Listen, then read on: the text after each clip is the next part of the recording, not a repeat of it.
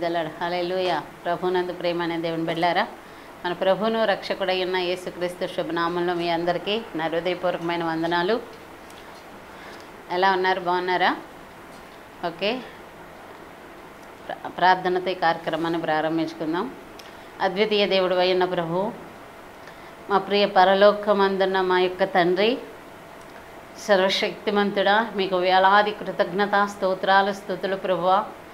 లీలార షగ్లూరి షగ్లైబికి మిహాంద రజల్లు రబ్బిహి దల్లారస్య.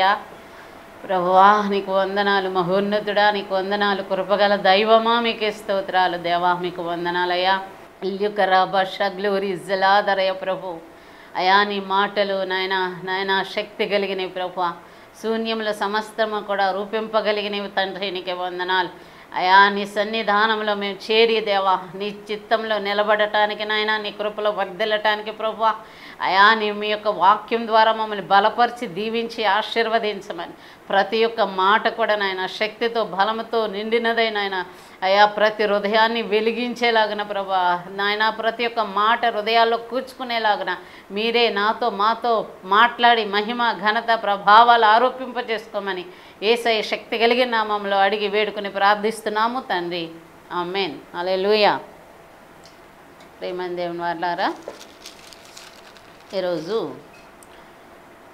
మత్తయి సువార్త 6వ అధ్యాయము 9వ వచనం దగ్గర నుంచి చదువుకుందాం. కాబట్టి మీరు ఎలాగూ ప్రార్థన చేయడి. పరలోకమందున్న మా తండ్రి, నీ నామం పరిశుద్ధపరచబడునుగాక, నీ రాజ్యం వచ్చునుగాక, నీ చిత్తం పరలోకమందు నెరవేర్చున్నట్లు భూమి అందును నెరవేరునుగాక. మా అనుదిన ఆహారం నేడు మాకు దయచేయము. మా రుణస్థులను మేము క్షమించి ఉన్న ప్రకారం మా రుణములను క్షమించుము. మమ్మల్ని శోధనలోనికి తేక దుష్టు నుండి మమ్మల్ని తప్పింపుము. మనుషుల అపరాధములను మీరు క్షమించిన ఎడల మీ పరలోకపు తండ్రియు మీ అపరాధములు క్షమించును. మీరు మనుషుల అపరాధములను క్షమింపకపోయిన ఎడల మీ తండ్రియు మీ అపరాధములను క్షమింపడు. దేవునికి స్తోత్రం. హల్లెలూయా. ఇక్కడ ప్రభు అయిన యేసుక్రీస్తు ప్రభు ప్రజలందరికీ కూడా ఆయన కొండ మీద ప్రసంగాన్ని చేస్తూ ఉన్న విధానంలో అక్కడున్న ప్రజలందరూ అయ్యా మాకు ప్రార్థన నేర్పయ్యా అని అడిగారు. అలాంటి పరిస్థితుల్లో మీరు ప్రార్థన ఎలా చేయాలి అంటే అని ప్రభువు అనేక విషయాలను చెప్పుకుంటూ వచ్చి ప్రార్థన చేసేటప్పుడు ఎలా ప్రార్థన చేయండి అని సెలవు ఇచ్చారు. అది ఏమాటంటే, మనందరము కూడా పరలోకపు ప్రార్థనని అనేకమైన సంఘాలు ఇప్పటికీ కూడా ప్రార్థనను కొనసాగిస్తూనే ఉన్నారు. అయితే కొన్ని సంఘాలు అయితే దీన్ని ఈ యొక్క పరలోక ప్రార్థన చెప్పటం మానేశారు. అయితే ఈ పరలోకపు ప్రార్థన చెప్పటం వలన నాకు తెలిసి లాభాలే ఉన్నాయి కానీ నష్టాలైతే ఏమీ లేవు.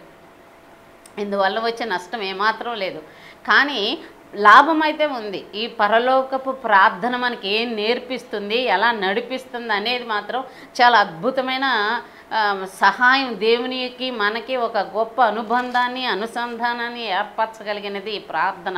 దేవునికి మహిమ కలుగునగాక. కాబట్టే ప్రభు అయిన యేసుక్రీస్తు ప్రభు నేర్పించిన ప్రార్థనలో ఆయన మొదటిగా ఏమన్నాడంటే, పరలోకమందున్న మా తండ్రి, నీ నామం పరిశుద్ధపరచబడును గాక అన్నారు. దాని తర్వాత అయ్యా నీ నామం పరిశుద్ధపరచబడాలి అని మొదటిగా మీరు ప్రార్థించినప్పుడు మా పరలోకపు తండ్రి అని పిలవండి. సమస్తమైన జనాంగాలన్నిటికీ కూడా ఆయనే తండ్రి, కాబట్టి ఆయననే మా తండ్రి అని మీరు పిలిస్తే ఆయన యొక్క సన్నిధి మన మధ్య ఆవరించేస్తుందట. ఈ యొక్క విధానం దేవుడు స్పష్టంగా నాతో మాట్లాడారు. మీరు ఎప్పుడైతే ఆ పరలోకమందున మా తండ్రి అని దేవుని మనం పిలుస్తామో, దేవుని సన్నిధికి వెళ్ళి దేవుని సన్నిధిలో మోకరించి పరలోకమందున మా తండ్రి అని మనం ఎప్పుడైతే ఆయనని పిలుస్తామో, ఆయన ఆహ్వానించుకుంటామో, ఆయన కృప కోసం ఆయనని ఆరాధిస్తూ ఆయన యొద్దకు వెళ్తామో, అప్పుడు ఆ పరలోకపు తండ్రి ఆయన యొక్క సన్నిధిని తన బిడ్డల మధ్య ఉంచటానికి ఆయన ఎప్పుడు కూడా ఇష్టపడతాడు. కాబట్టి ఎప్పుడైతే పరలోకపు తండ్రి అని మనం పిలుస్తామో ఆయన యొక్క సన్నిధి మన మధ్యకు తీసుకొచ్చేస్తాడట. కాబట్టి ఎప్పుడైతే ఆయన సన్నిధి మనతో ఉంటుందో అప్పుడు మన జీవితం దేవుని చిత్తానుసారంలోకి వెళుతుంది. అది చాలా ఆశీర్వాదకరంగా మారుతుంది. కాబట్టి దేవుడు అంటున్నాడు, ప్రభు అయిన యేసు మొదటిగా మీరు ప్రార్థించినప్పుడు పరలోకమందున్న మా యొక్క తండ్రి లేదా మా తండ్రి అని పిలవండి. పిలిచి నీ నామం పరిశుద్ధపరచబడును గాక అంటున్నాడు. ఆయన నామం పరిశుద్ధపరచబడటం ఏంటి? ఆయన పరిశుద్ధుడే కదా, ఆయన ఎల్లప్పుడూ కూడా పరిశుద్ధుడే. ఆయనలో ఏ విధమైన కపటం లేదు, ఆయనలో ఏ విధమైన మాలిన్యం మచ్చ అనేదే లేదు. ఆయన ఎప్పుడు కూడా పరిశుద్ధుడే. ఆయన ఆత్మ పరిశుద్ధమైన ఆత్మ, ఆయన కార్యాలన్నీ సత్యమైన కార్యాలు అయినప్పటికీ కూడా ఇక్కడ ప్రభు అంటున్నారు, అయ్యా నీ నామం పరిశుద్ధపరచబడును గాక అంటున్నాడు. పరిశుద్ధపరచబడును గాక అని మనల్ని పలకమని, అలా ప్రార్థన చేయమని ప్రభు అయిన యేసు మనకు నేర్పించాడు. ఆయన నామం ఎలా పరిశుద్ధపరచబడుతుంది, ఎందుకు ఈ మాటను ప్రభు అయిన యేసు క్రీస్తు ప్రభు మనకు నేర్పించాడు. అలా పరిశుద్ధపరచబడకపోతే ఏం జరుగుద్ది, అలా పరిశుద్ధపరచబడటం వలన ఏం జరుగుద్ది అనేది మనం చూస్తే గనక, మొదటిగా ఈ ఆయన నామం పరిశుద్ధపరచబడే విధానం అనేది బైబిల్లో ఎక్కడుంది అనేది కనుక మనం చూస్తే, లేవీకాండం 10వ అధ్యాయాన్ని మనం పరిశీలన చేసినప్పుడు ఆ మొదటి వచనాన్ని కనుక మనం చూస్తే, అందులో దేవుని యొక్క వాక్యం ఏం చెప్తుంది అంటే, అహరోను కుమారులు నాదాబు అబీహు అనే వారిద్దరూ కూడా దేవుని యొక్క సముఖంలో, లేవీకాండం 10వ అధ్యాయము మొదటి నుండి చదువుకుందాం. అహరోను కుమారులైన నాదాబు అబీహులు తమ ధూపాత్తులను తీసుకొని వాటిల్లో నిప్పులుంచి వాటి మీద ధూప ద్రవ్యము వేసి, యెహోవా తమకు ఆజ్ఞాపింపని వేరొక అగ్నిని ఆయన సన్నిధికి తేగా, యెహోవా సన్నిధి నుండి అగ్ని బయలుదేరి వారిని కాల్చివేసెను. వారు యెహోవా సన్నిధిని మృతి నొందిరి. అప్పుడు మోషే అహరోనుతో ఇట్లనెను, ఇది యెహోవా చెప్పిన మాట, నా యొద్ద నుండి వారి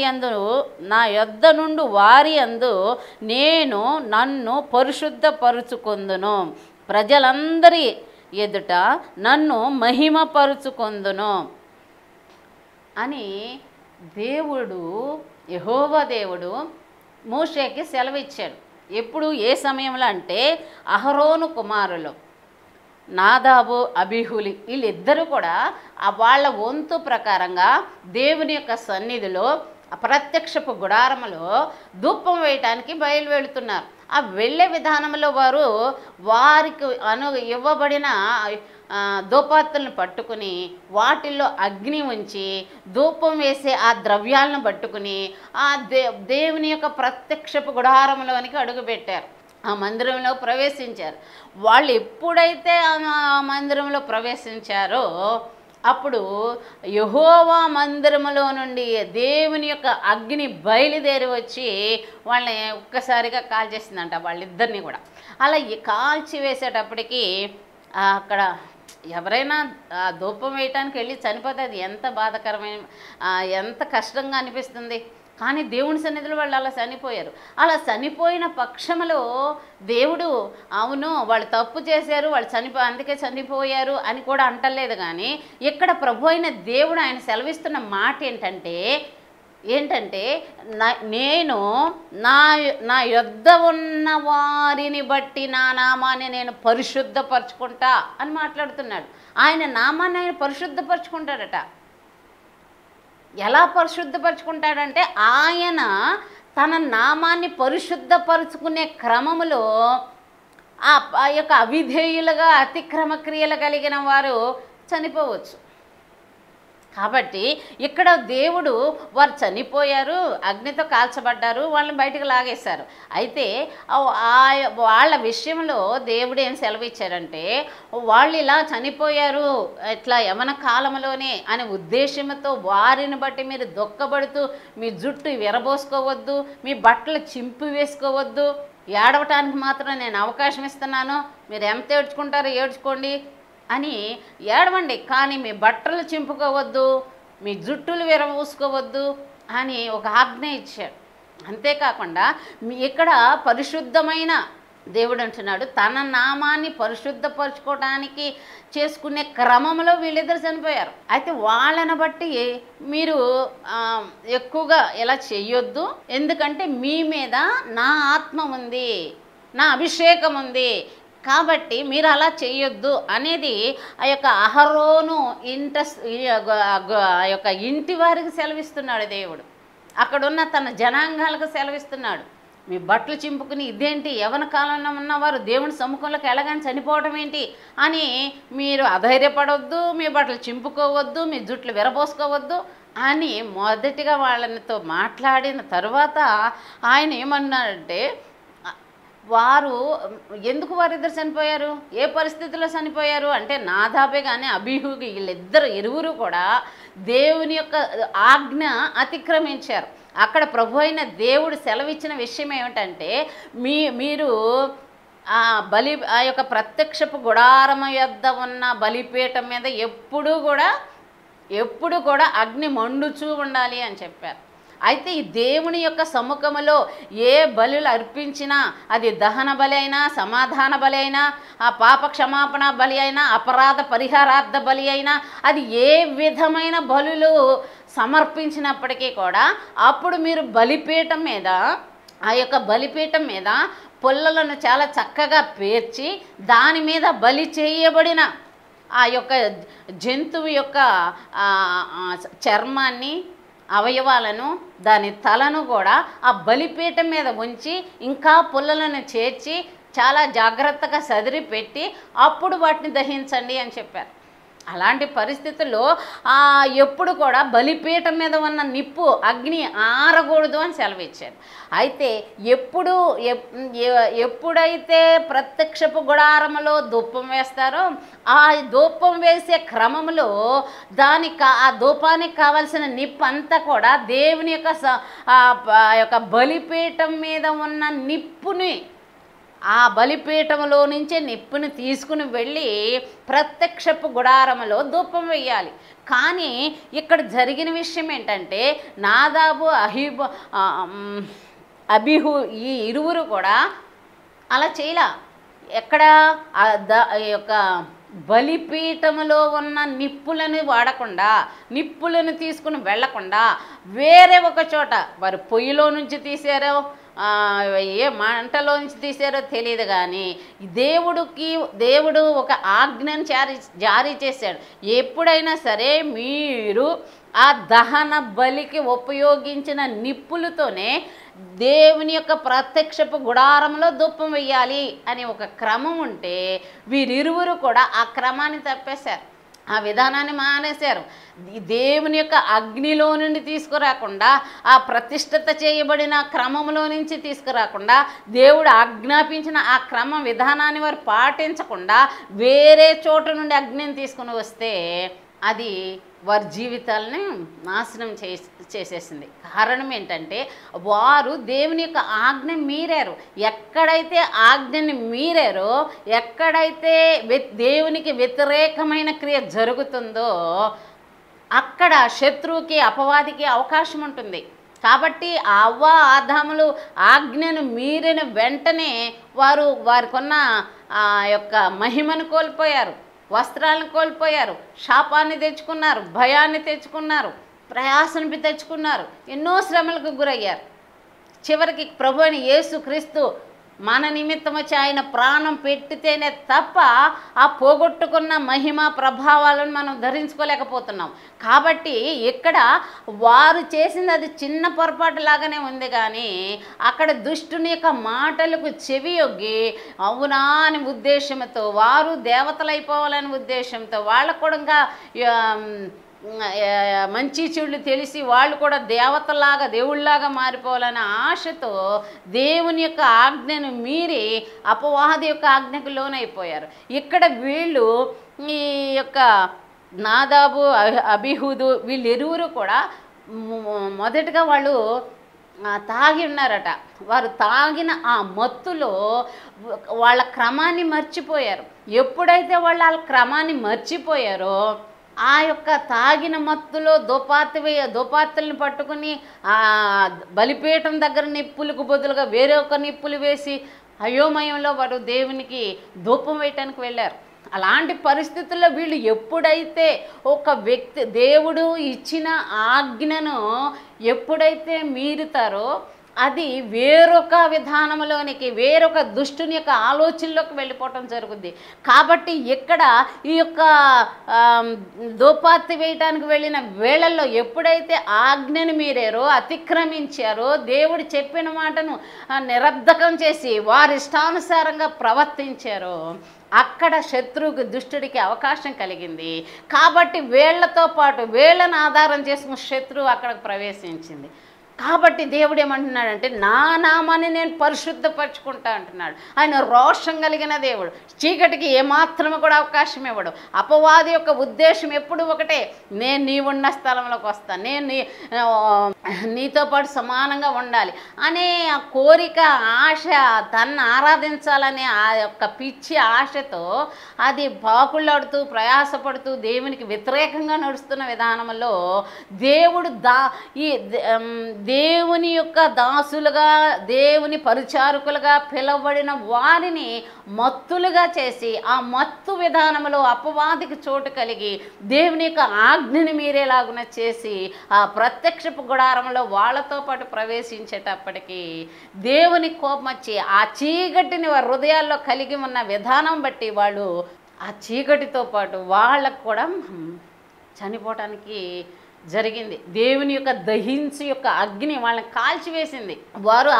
వారు వేరొక అగ్నిని తేవటానికి, వేరొక విధానంలో వెళ్ళటానికి వారి యొక్క మనసు అలా ప్రేరేపించబడింది. అలా ప్రేరేపించబడటానికి దుష్టునికి అవకాశం వీళ్ళు ఇచ్చారు. కాబట్టి ఆ దుష్ట స్వభావంతో ఆ దుష్టుని యొక్క ఆలోచనలో అడుగు పెట్టేటప్పటికీ దాని ప్రభావాన్ని గుర్తించిన దేవుడు నన్ను నేను పరిశుద్ధపరచుకుంటాననే ఉద్దేశంతో తనలో నుండి అగ్ని వచ్చి వాళ్ళని దహించి వేసింది. దేవునికి మహిమ కలుగునగాక. హల్లెలూయా. ఇంకా ఇక వాక్యం అంటుంది, నా యొద్ద నుండి వారి యందు నన్ను నేను పరిశుద్ధపరచుకుందును అంటున్నాడు. అంటే దేవుని యొద్దకు వెళ్ళేవారు, దేవుని యొక్క సన్నిధిలో పరిచారం చేసే వారిని బట్టి దేవుడు కూడా తన్ను తాను పరిశుద్ధపరచుకునే విధానం. చాలామంది ఈ లోకంలో లోకానుసారంగా కనబడని, బయటికి తెలియని రహస్య పాపాల్లో ఉండి దేవుని సన్నిధిలో చాలా ఉన్నతమైన స్థానాలను వహించి సంఘంలో మేమే పరిశుద్ధాత్మ కలిగిన వారు, మేమే ఇలా అంటూ వారి అధికారాన్ని చూపిస్తూ ఉంటారు. అలాంటి పరిస్థితుల్లో సమయం దేవుడు ఇచ్చి ఒక్కసారిగా తప్పకుండా ప్రతి వారికి తీర్పు తీర్చే దేవుడు. కాబట్టి జాగ్రత్తగా దేవుని సముఖానికి వెళుతున్నామంటే, దేవుని సన్నిధికి వెళుతున్నామంటే అది మీరు చాలా జాగ్రత్తగా ఉండాలి. లేకపోతే ఆయనకు కోపం వచ్చి ఆయనలో నుండి అగ్ని బయలుదేరి కాల్చివేస్తుందట. ఆ ఉద్దేశంతోనే ఎక్కడ దేవుడు తన్ను తాను పరిశుద్ధపరచుకుంటానంటున్నాడు. ఎవరిని బట్టి? ఆయనకు సమీపంగా ఉన్న మనుషుల్ని బట్టి కూడా ఆయనే పరిశుద్ధపరచుకుంటాడట. ఆయన ఎందుకు పరిశుద్ధపరచుకోవాలి? ఆయన పరిశుద్ధుడే కదా అంటే పక్కన ఉన్న వ్యక్తుల్ని బట్టి కూడానట. ఆయనే అలా పరిశుద్ధపరచుకుంటే దినదినం అనేకమైన వ్యక్తుల కోసం మాట్లాడతాం, ప్రార్థిస్తాం, మాట్లాడుకుంటాం. అనేక విషయాల్లో మనం కొనసాగుతుంటే మనల్ని మనం ఎంత పరిశుద్ధపరచుకోవాలి, మనం ఎంతగా దేవుని సన్నిధిలో ప్రార్థించాలి, మనం ఎంతగా దేవుని సన్నిధిలో కడుగుకోవాలో రబష గ్లోరీ హల్లెలూయా ఒక్కసారి ఆలోచన చేయండి.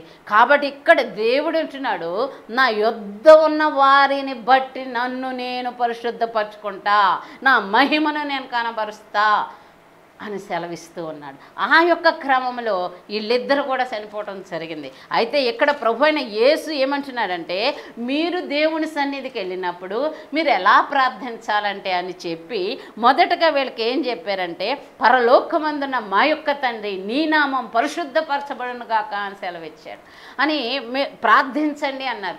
ఆయన తన్ను తాను పరిశుద్ధపరుచుకునే క్రమంలో ఇలాంటివి కూడా జరుగుతాయి, ఎలాంటి నష్టాలు జరుగుతాయి. అవిధేయులైన వారు అనేక మంది చనిపోయే ప్రమాదం ఉంటుంది, దేవుని సన్నిధిలోనే చనిపోయే ప్రమాదం ఉంటుంది.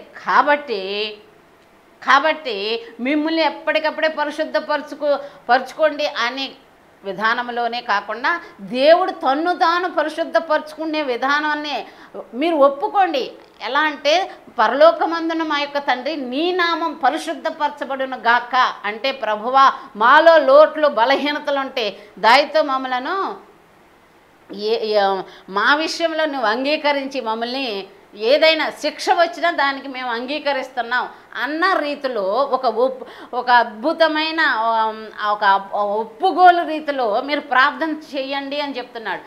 మీ నామం పరిశుద్ధపరచబడును గాక అంటే ప్రభువా నన్ను నీకు అప్పగించుకుంటున్నా, నాలో ఉండదు అని ఏ అయినా బలహీనతలు ఉంటే అవన్నీ కూడా కాల్చివేయ్యా అని ప్రార్థన చేసుకుంటూ ఆ యొక్క క్రమంలో ఒకవేళ నాకు నష్టం కలిగినా పర్లేదయ్యా అన్న రీతిలో మనం ఒప్పుకోవాలన్నమాట.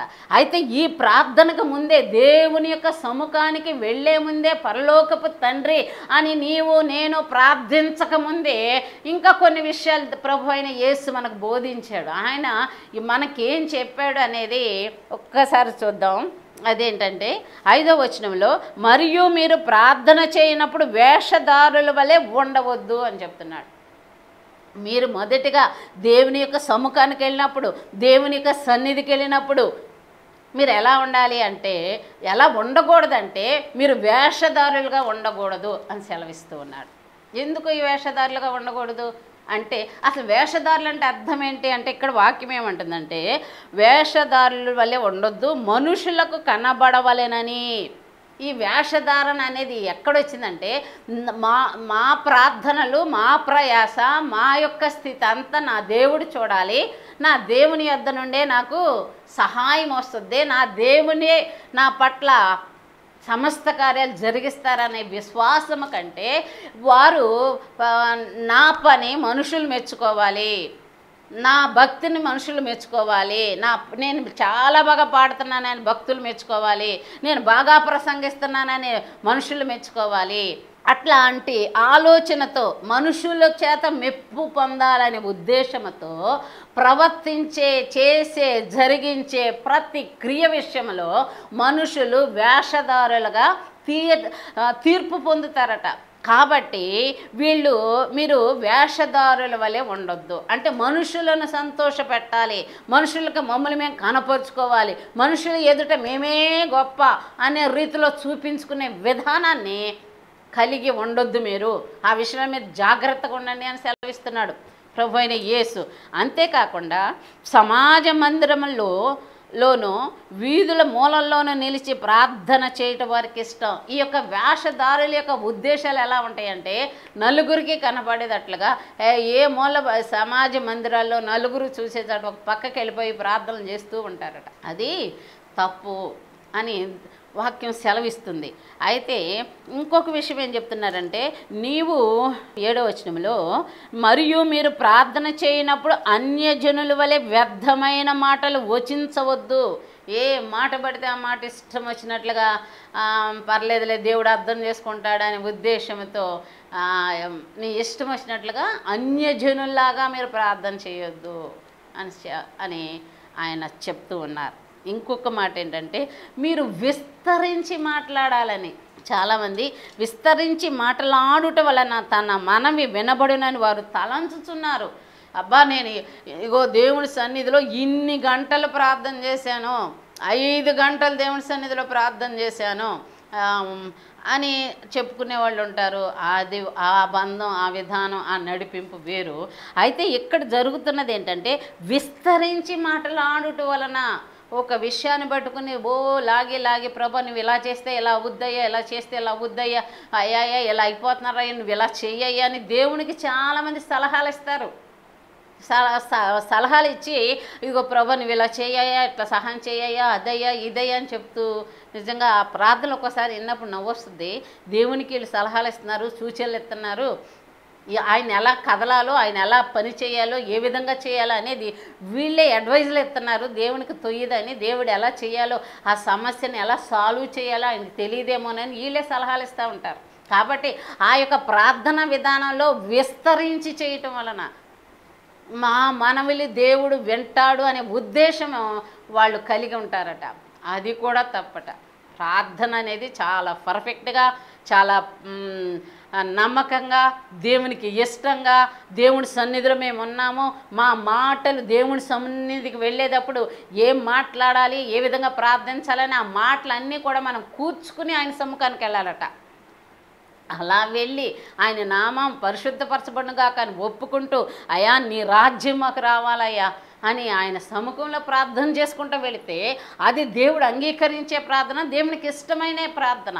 అదే కనుక అలా కాకుండా వేషధారులాగా ప్రవర్తిస్తూ, నలుగురికి కనపడేటట్లుగా ప్రార్థిస్తూ, అంతేకాకుండా అన్యజనుల్లాగా ప్రవర్తిస్తూ అన్యజనుల్లాగా చేయటం వలన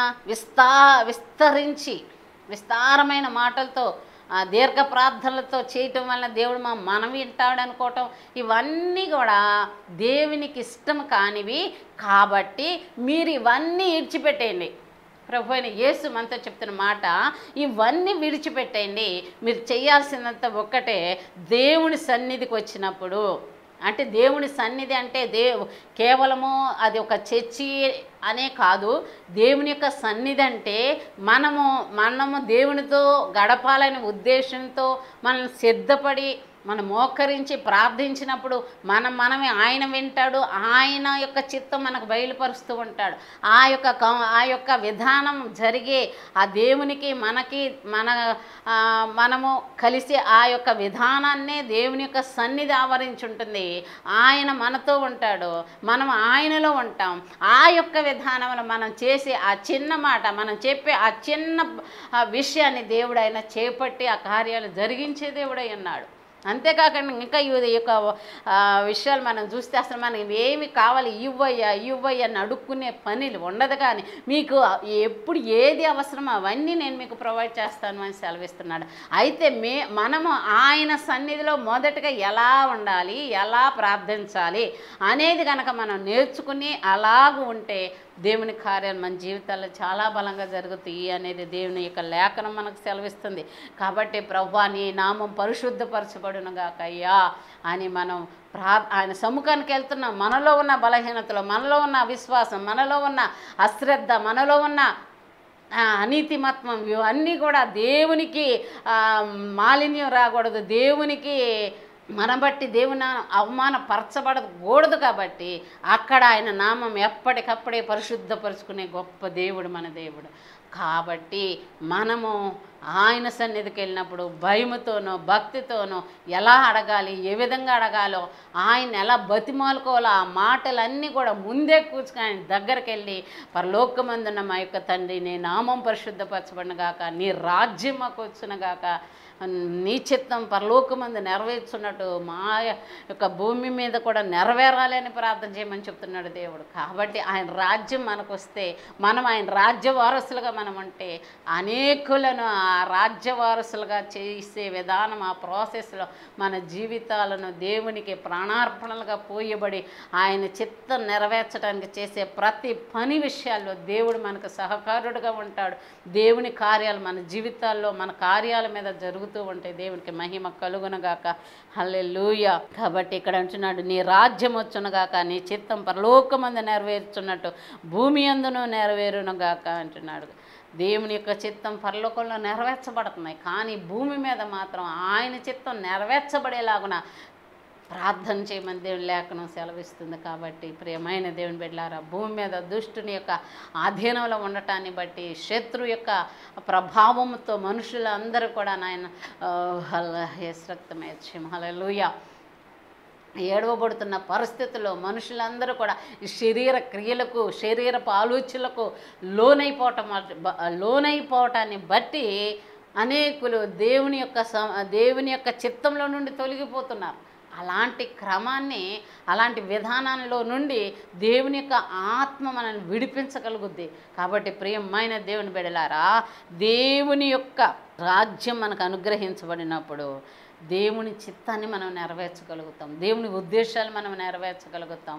ఆయన ఎలాగో ఆలోచిస్తాడో, ఆయన ఎలా జరిగించడానికి ఇష్టపడతాడో ఆ యొక్క విధానంలో నడుస్తూ అనేకులు భూమి మీద ఆయన ఏ విధమైన కార్యాలు క్రియలు జరిగించారో ఆ క్రియలన్నీ కూడా మనలో కనబడుతూ వస్తాయి. ఆ క్రియలన్నీ కూడా మనలో కనిపించటమే కాకుండా ఆ రీతిగా నడుస్తూ ఉంటే మనం దేవుని పిల్లలంగా మారిపోతాం, దేవుని చిత్తంలో నిలబడగలుగుతాం, దేవునికి ఇష్టలుగా నిలబడగలుగుతాం, ఆయన ఆత్మలో మనం నడిపించబడతాం, ఆయన పిల్లలుగా మనం జీవించగలుగుతాం. దేవునికి మహిమ ఘనత ప్రభావాలు వచ్చునుగాక. హల్లెలూయా.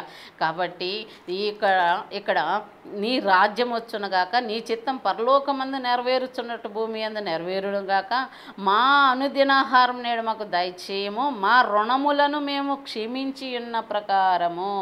ఇక్కడ వాక్యం చూస్తే మా రుణములను మేము క్షమించి ఉన్న ప్రకారము, మా రుణములను మేము క్షమించి ఉన్న ప్రకారం మా రుణములను క్షమించుము అని వాక్యం ఉంది. నిజంగా ఇతరుల యొక్క రుణాలను, మన రుణాలను దేవుడు క్షమించాడు. ఇంకా అనేక పరిస్థితుల్లో మన అపరాధాల చేత, దోషాల చేత సచ్చిన స్థితిలో ఉన్నప్పుడు దేవుడు మన పక్షంగా ఆయన దిగి వచ్చి ఆ దోషాలన్నిటి నుండి విడిపించి మనకి నీతిని ఆపాదింపచేసి ఆయన బిడలుగా మార్చి ఉన్నాడు. కాబట్టి ఇక్కడ అలాంటి పరిస్థితుల్లో నా దేవుడు నా దోషాలను క్షమించాడు. కాబట్టి నేను నా జీవితంలో నా పక్షంగా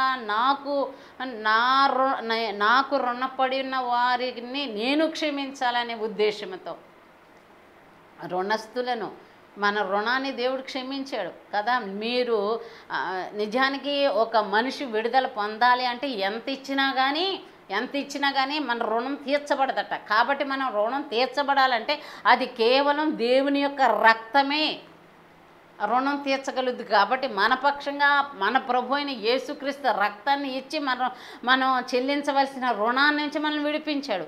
కాబట్టి ఇక్కడ మనకెవరైనా సరే రుణస్తులు ఉంటే, ప్రభువా మా రుణాలను నువ్వు క్షమించావు, కాబట్టి నాకు రుణస్తులుగా ఉన్న వారిని నేను క్షమిస్తున్నాను ప్రభువా అని ఖచ్చితంగా దేవుని సన్నిధిలో మనం ప్రార్థన చేసి, ఏ ప్రార్థన అయితే మనం చేసామో, ఏ విజ్ఞాపన అయితే దేవునికి అప్పగించామో అదే రీతిలో మనము కూడా ప్రవర్తించాలి. మాటలు కాకుండా ప్రవర్తన క్రియలు కూడా మనలో కనబడినప్పుడు దేవుడు నిజంగా మన యందు ఆనందిస్తాడు. కాబట్టి మన పాపాలు ఖచ్చితంగా, మన యొక్క రుణాలు క్షమించబడతాయట. కాబట్టి దేవుడు చాలా స్పష్టంగా చెప్తున్నాడు, మా రుణస్థులను మేము క్షమించి ఉన్న ప్రకారం మా రుణములను క్షమించండి ప్రభువా అని మీరు అడగండి.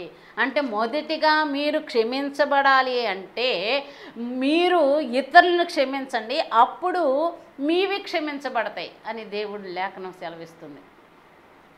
మనమే క్షమించబడాలి, మనల్ని అందరూ క్షమించాలి, కానీ మేము మాత్రం ఎవరిని కూడా క్షమించలేము అన్న పరిస్థితుల్లో ఉంటారు చాలామంది. ఇతరులను క్షమించే విషయంలోనే కానీ, మేమే గనులము గొప్పవారు అనుకునే విధానంలోనే కానీ, ఇంకా మమ్ములు మించిన వారు లేరు అనే విధానంలో వాళ్ళు దేవుని చేత క్షమించబడిన వారు అన్న విషయం మర్చిపోయి ఇతరులు మాత్రం ఏమీ లేకపోయినా వాళ్ళ మీద ఏదో ఒక నింద వేద్దాము, ఏదో ఒక రీతిగా శోధిద్దాము అన్న రీతిలో ఈ లోకంలో చాలా గనులుగా అనబడిన వారు కూడా ప్రవర్తిస్తూ ఉన్నారు. మనుషుల అపరాధములను మీరు క్షమించిన ఎడల మీ పరలోకపు తండ్రియు మీ అపరాధములను క్షమించును. మీరు మనుషుల అపరాధములు క్షమింపకపోయిన ఎడల మీ తండ్రియు మీ అపరాధాలను ఎట్టి పరిస్థితుల్లో క్షమించడట. మీ పరలోకపు తండ్రియు మీ అపరాధములను క్షమించును. మీరు మనుషుల అపరాధములు క్షమింపకపోయిన ఎడల మీ తండ్రియు మీ అపరాధాలను ఎన్నటెన్నటికి క్షమించుకోకుండా అవి అట్లాగే ఉంటాయట. కాబట్టి ముందు మన రుణం తీరాలి అంటే మనకు రుణస్తులు జ్ఞాపకం చేసుకుని పోనీ అనేసి ఆ యొక్క రుణాన్ని మనం క్షమిస్తే అంతకన్నా రెట్టింపైన మన పక్షంగా ఉన్న రుణముగా ఉన్న దాన్ని దేవుడు దాన్ని తొలగిస్తాడట. దేవుడు చాలా చక్కగా ఒక శోధనలో నుంచి, ఒక శ్రమలో నుంచి నువ్వు ఎలా బయటకు రావాలో చెప్పాడు, ప్రార్థన ఎలా చేయకూడదో చెప్పాడు, ప్రార్థనకి వెళ్ళేటప్పుడు మనం ఎలా ఉండాలో చెప్పబడింది. కాబట్టి ప్రియ దేవుని బిడ్డలారా, దేవుని యొక్క సముఖంలోకి వెళ్ళేటప్పుడు మా ప్రియ పరలోకపు తండ్రి అని మనం ఎప్పుడైతే పిలుస్తామో అప్పుడు ఆ పరలోకములో నుండి ఆ సన్నిధి మనల్ని ఆవరించుద్ది అనేది గ్రహించి మనం పిలిచినప్పుడు దేవుని సన్నిధి మనతో వస్తుంది. మనలో ఏ విధమైన అవిధేయతలు దేవునికి ఇష్టం లేని మనలో ఉండకూడదో తొలగించుకోవాలని ప్రతి ఒక్కరూ ఆ యొక్క ఆలోచన మనసు కలిగి ఉండి ఆయనను మనం కిష్టులుగా ఉంటే మన ప్రార్థన ఆయన ఎల్లప్పుడూ ఆలకిస్తాడు, మనతో ఆయన ఉంటాడు. తండ్రి తన మాటలు దీవించనుగాక. మేము ప్రార్థన చేసుకుందాం.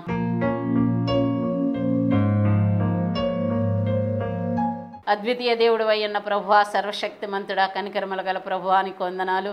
రిబీష హందర గ్లోరీష కూతురయ్య ప్రభువానికి వందనాలయ్యా. ప్రభువా, నీ నామం పరిశుద్ధపరచుకునే క్రమంలో ప్రభువా నాయన అయా శ్రమ శోధన వచ్చినప్పటికీ కూడా నా తండ్రి ఇంకెన్నడూ నాయన అటువంటి శ్రమ శోధన వచ్చే ప్రమాదాలు ఉంటాయి కాబట్టి, మరణము కూడా సంభవించే పరిస్థితులు వస్తాయి కాబట్టి నాయన అయా మా ప్రవర్తన ఎల్లప్పుడూ కూడా ఆజ్ఞను అనుసరించేలాగున, నీ చిత్తాన్ని అనుసరించేలాగున, నీ ఉద్దేశాన్ని అనుసరించేలాగున, అయా నీ మాటను నీ ఆజ్ఞను శిరసావహించేలాగున ప్రభువా అయా మమ్మల్ని నీ కృపలో జ్ఞాపకం చేసుకోమని సన్నిధిలో ప్రార్థిస్తున్నాం తండ్రి. నీకే వందనాలు. దిర్రిజలోరి కమాహు గ్లోతి లారస్యార ప్రభువా, మహోన్నతుడానికి స్తోత్రాలు చెల్లిస్తున్నాం. అద్వితీయ దేవానికి వేలాది కృతజ్ఞతలు ప్రభువా. ఈ సమయంలో నాయన ఎక్కలోరి సలోదరియ ప్రభా, నీవు క్షమించిన ప్రకారంగా నాయన ఇతరులు క్షమించబడతాయి, నీ క్షమించబడతాయి అంటున్నావయ్యా. ఇతరుల అపరాధాలు క్షమించడాన్ని బట్టి నీ అపరాధాలు క్షమించబడతాయి అన్నవయ్యా. అందుని బట్టి నీకు వందనాలు ప్రభా. ఆ రీతిగా నాయన నీకు ఇష్టమైన మార్గంలో సంచరిస్తూ నీకు మహిమను ఘనతను తెచ్చే రీతిలో మమ్మల్ని తీర్చిదిద్ది మీ నామానికి మహిమ ఘనత ప్రభలు ఆరోపించుకోమని యేసయ్య శక్తి కలిగిన నామంలో అడిగి వేడుకుని ప్రార్థిస్తున్నాము తండ్రి. Amen. Hallelujah. Sister Nirmala Abel, door number 17/304-5-5 Chowdaripeta, Gudivada. మీ ప్రార్థనా అవసరాలకు సంప్రదించవలసిన మా ఫోన్ నెంబర్ 8074167461.